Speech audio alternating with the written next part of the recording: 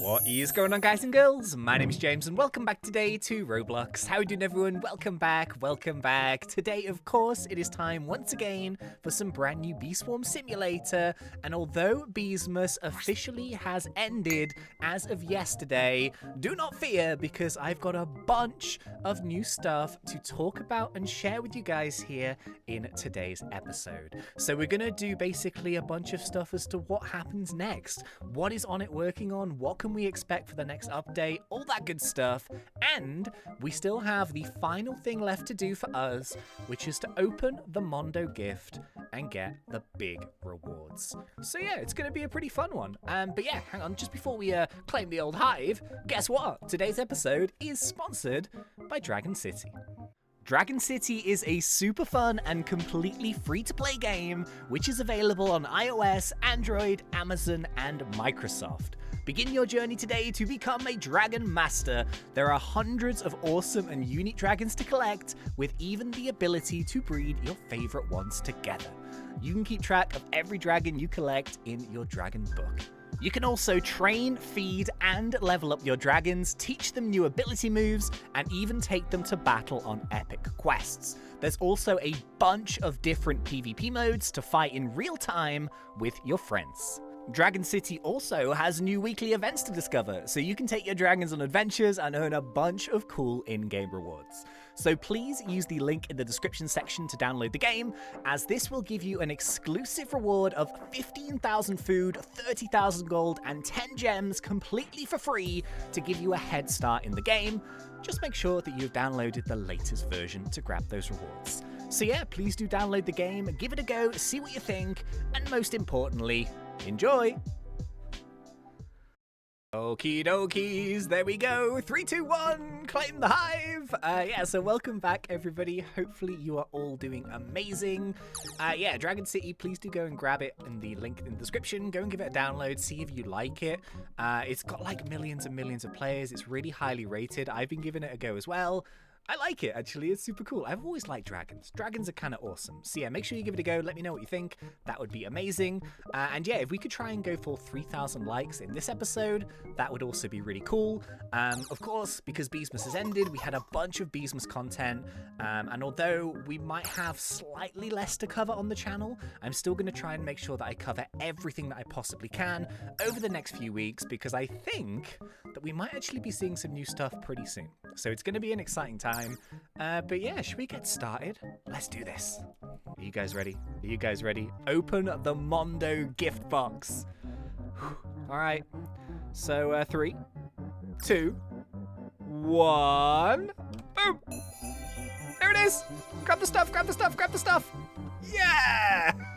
So the big question is, what did we get from the Mondo gift box? We got 1 star treat, 1 gifted mythic egg, 10 gingerbread bears, 3 festive beans, 3 regular mythic eggs, 3 super smoothies, and 5 treats for my cub buddy. I was going to say that, Onett, did you really put 5 treats in here? But yeah, as well as that, we've also got another Honeyday buff here for 48 hours. So my plan essentially is to try and combine the Honeyday buff with the Galentine's Blessing, which I've only got 15 hours left on, unfortunately, just to try and make a little bit of extra honey, because my plan is to change my hive. So here's the issue. I'm not that super keen on a blue hive, to be honest with you, and I know that there's going to be some changes sometime soon for blue, because we will be getting a brand new blue mythic bee. But I've always really liked white. White has been my favorite pollen type on the game since forever. I really like the white pollen and I like the gummy abilities, so I'm thinking, what if we try and create ourselves a really good white hive? I don't really want to go red because everyone's got red these days. I don't really want to go blue. I'm thinking white. I'm going to need a lot of honey though. It's going to be expensive. Do you know what broke my heart? Do you know what genuinely was like, oh my goodness me? So yeah, just before we started doing the BVM quest, I changed my hive for a bunch of tadpole bees, And I thought to myself, hey, when am I ever going to be able to use like a Popstar Supreme Amulet? This is the best time to do it because I've got a bunch of tadpole bees. They're going to spawn a bunch of frogs. I can use that, try out Popstar, see what I think. But unfortunately, the only way for me to get Popstar was to change my Gummy Saw Amulet. And I was like, oh, this kind of sucks, but maybe I'll get another one. And then, like, when I was playing with Elol and the other guys, they told me that my amulet, the one that I had, the Star Saw, was nearly perfect. And I was like, oh no, I got rid of it like 5 days ago. Are you kidding me? So yeah, apparently the amulet that I had was actually a really, really good one, because it's one thing actually getting the Gummy Star, but it's the second one actually getting the Gummy Star and the saw together on an amulet, and that amulet being good. So I may have thrown away likely the best amulet that I'm ever going to get in Bee Swarm. But I'd like to get another one back. So you never know. I've spent about 2 trillion honey trying to get one back. Haven't had a single one. Oh, okay, this is a perfect place to start. So we just mentioned about the brand new blue mythic bee. Onett has been talking about this for a little while now. He wants to add some new mythics into the game. But he said here that I will try with the new equipments. So new equipments, we'll talk about those later.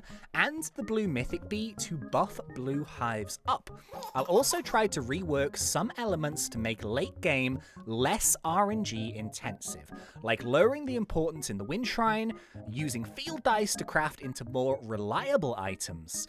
And all of that should help since with the blue, since the Mondo boost from the RNG stuff benefit red and white hives more. And the changes should help longer term grinding and slower and steady play becoming stronger, basically. This is what I'll try to accomplish at least. We'll see how it goes in the test round.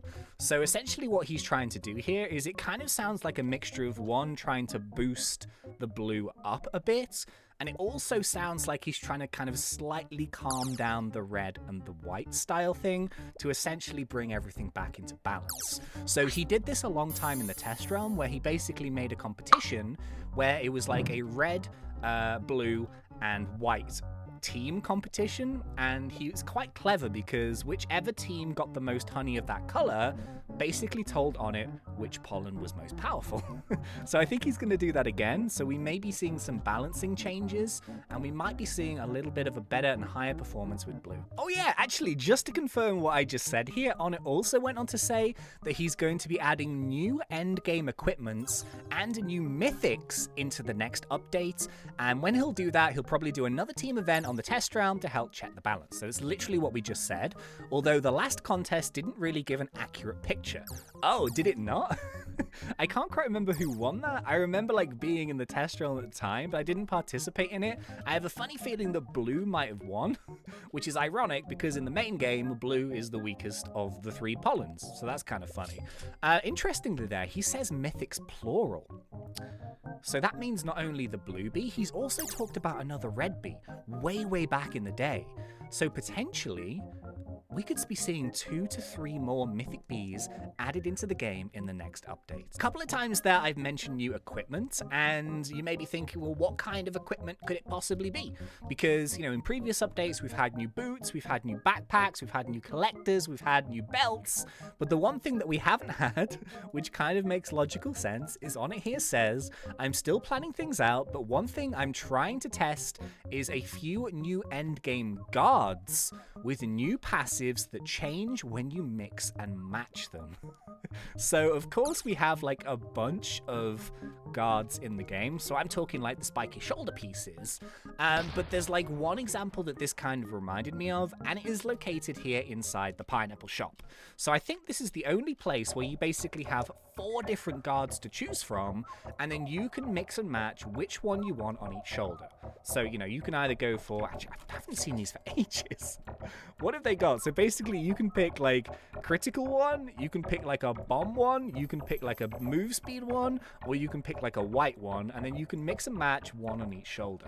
So maybe what he's thinking is creating a brand new set of 4 new guards for end game content, and you can pick and choose depending on what your playstyle is, what you kind of want, what you want more of, what you want less of, and we're gonna have some brand new guards.